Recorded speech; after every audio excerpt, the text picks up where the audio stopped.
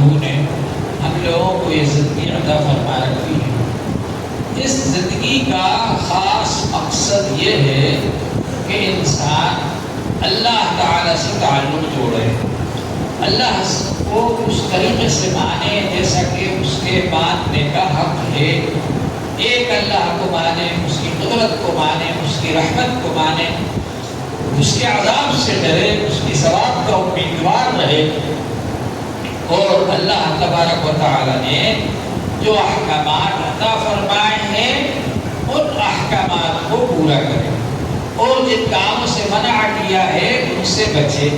یہ ہے اللہ کو ماننے کا مطلب۔ اسی طرح رسول پاک صلی اللہ علیہ وآلہ وسلم کو آخری نبی مانے، آخری رسول مانے، اور اس بات کو مانے کہ آپ جو دین لے کر آئے ہیں وہ دین حق ہے، اور آپ نے جو اللہ تعالیٰ کی طرف سے پیغام پہنچایا اور برحق اور سچ ہے۔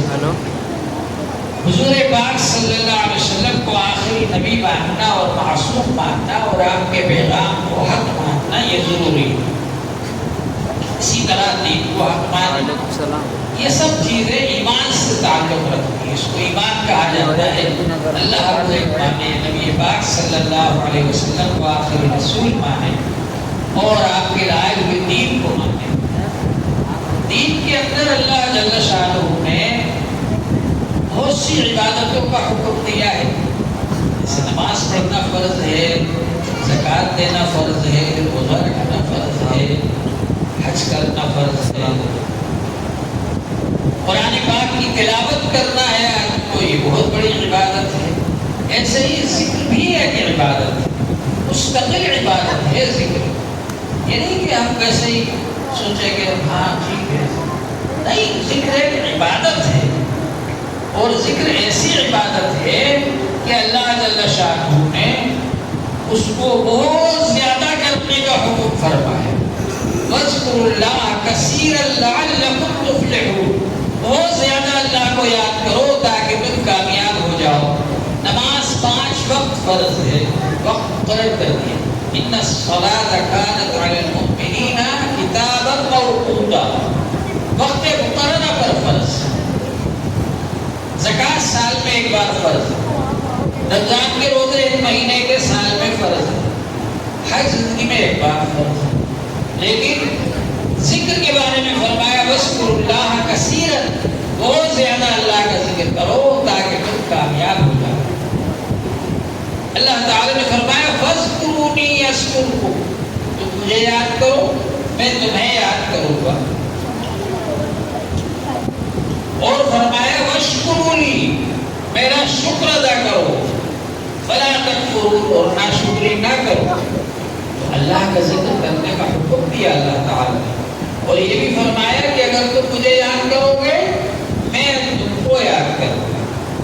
حدیث قدسی میں ہے من ذکرنی فی نفسہ ذکرتہ فی نفسی، جو مجھے اپنے دل میں یاد کرتا ہے میں اس کو اپنے دل میں یاد کرتا ہوں۔ ومن ذکرنی فی ملئ، اور جو مجھے اپنی مجلس میں یاد کرتا ہے ذکرتہ فی ملئ خیر منہ، میں اس کو ایسی مجلس میں یاد کروں گا جو اس کی مجلس سے بہتر ہوگی، فرشتوں کی مجلس۔ فرشتوں کے سامنے اللہ جل شانہ ذکر فرماتے ہیں اس بندے کا جو بندہ زمین پر بیٹھ کر اللہ جل شانہ کو یاد کرے۔ تو ذکر بڑی قیمتی چیز ہے، ذکر کے ذریعے اللہ تعالی سے تعلق جڑتا ہے۔ یہ جو بجلی کا کرنٹ آ رہا ہے یہ پاور ہاؤس سے آ رہا ہے، اگر پاور ہاؤس سے اس کا کنیکشن نہ ہو تو یہاں روشنی نہیں ہوگی، یہاں بجلی نہیں ہوگی، یہاں پنکھے نہیں چلیں گے، کوئی کام آپ بجلی کے ذریعے جو کرتے ہیں وہ نہیں کر سکتے جب تک کہ اس کا کنیکشن پاور ہاؤس سے جڑا ہوا نہ ہو۔ تو ذکر کے ذریعے اللہ جل شانہ سے ہمارا تعلق جڑتا ہے، اور اللہ تعالیٰ کی طرف سے پاور آتا ہے، اللہ تعالیٰ کی طرف سے انسان کو طاقت ملتی ہے ذکر کے ذریعے۔ اسی لیے جہاد جیسے موقع پر جب کہ آدمی جنگ کر رہا ہے، سامنے دشمن کھڑا ہوا ہے، اس وقت بھی یہ حکم ہے کہ اللہ کا ذکر کرو، وہاں پر بھی اللہ کا ذکر کرو۔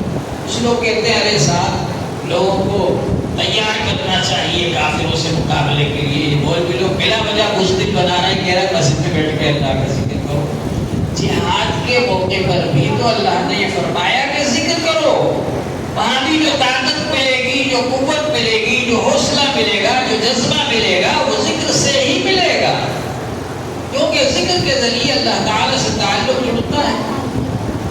اللہ تعالیٰ سے جب تعلق جڑے گا تو انسان کے اندر طاقت آئے گی، روحانی طاقت آئے گی۔ حضرت مولانا الیاس صاحب رحمۃ اللہ علیہ فرماتے تھے کہ ہم جب میوات کے اجتماعات سے واپس آتے ہیں تو یا تو سہارنپور اور رائے پور جاتے ہیں ذکر کی مجلسوں میں، یا پھر اپنے مرکز میں 3 دن کا اعتکاف کرتے ہیں۔ اس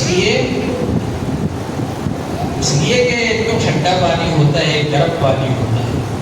جب آپ گرم پانی کو ٹھنڈے پانی میں ملائیں گے تو گرم پانی اس ٹھنڈے پانی کو گرم کرے گا، اور وہ ٹھنڈا پانی اس گرم پانی کو ٹھنڈا بھی کرے گا۔ تو جب اللہ والے عوام کے اندر گھلتے ملتے ہیں تو جس طرح ان کے اثرات عوام میں آتے ہیں کہ ان میں دینی فکر پیدا ہوتی ہے، دینی روح پیدا ہوتی ہے، اللہ سے لگاؤ اور تعلق پیدا ہوتا ہے، اسی طرح عوام کا اثر بھی اللہ والوں پر پڑتا ہے۔ تو اب اس کو دور کرنے کے لیے کیا کریں؟ تو فرماتے تھے کہ ہم اللہ کا ذکر کرنے کے لیے ذکر کی مجلسوں میں جاتے ہیں، سہارنپور اور رائے پور۔ میوات کے اجتماع سے واپس آ کر سہارنپور رائے پور جاتے ہیں ہم ذکر کی مجلسوں میں، یا پھر اپنے یہاں اعتکاف کرتے ہیں 3 دن کا، تاکہ وہ جو اثرات ان لوگوں کے ہمارے اوپر آ گئے وہ ختم ہو جائے۔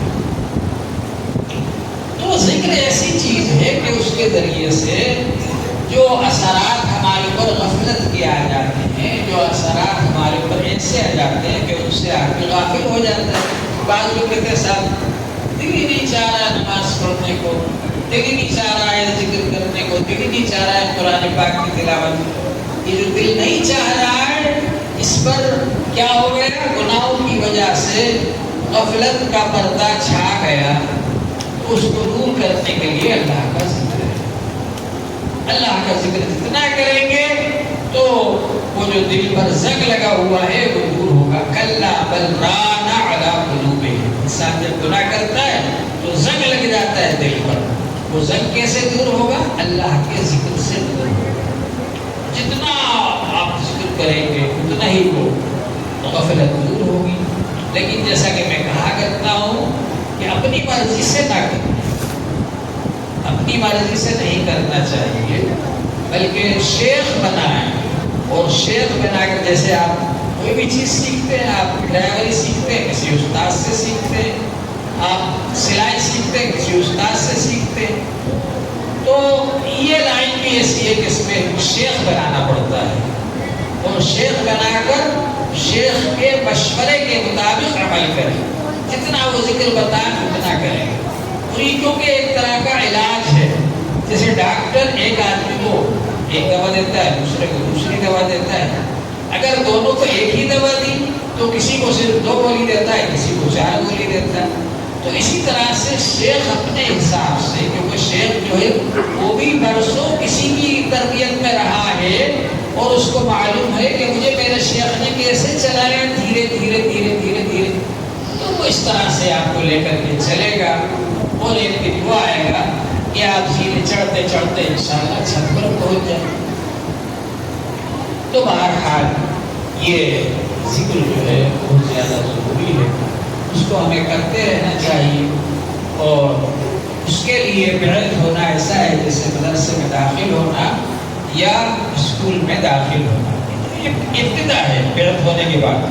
اب جو آپ کو سبق دیا گیا اس کی پابندی کیجیے، پڑھتے رہیے تسبیحات کو ایک وقت مقرر کر کے، یہ 7 تسبیحات روزانہ پڑھیں۔ پھر جب ایک کچھ وقت گزر جائے آپ کا، 6 مہینے تقریباً گزر جائیں، پھر آگے سبق لیجیے، یعنی کہ بس وہ جو اپنے کو سبق مل گیا وہی کافی ہے۔ یہ 7 تسبیحات تو ایسی ہیں جیسے آنگن واڑی میں بچوں کو بلایا جاتا ہے اور ان کو دودھ بریڈ بھی دیا جاتا ہے اور بٹھایا جاتا ہے تاکہ ان کو دلچسپی ہو۔ پھر جب وہ آگے پڑھیں گے تو پھر KG1 میں جائیں گے، پھر اور پہلی کلاس میں جائیں گے، پھر دوسری میں، پھر کالج تک جائیں گے۔ لا الہ الا اللہ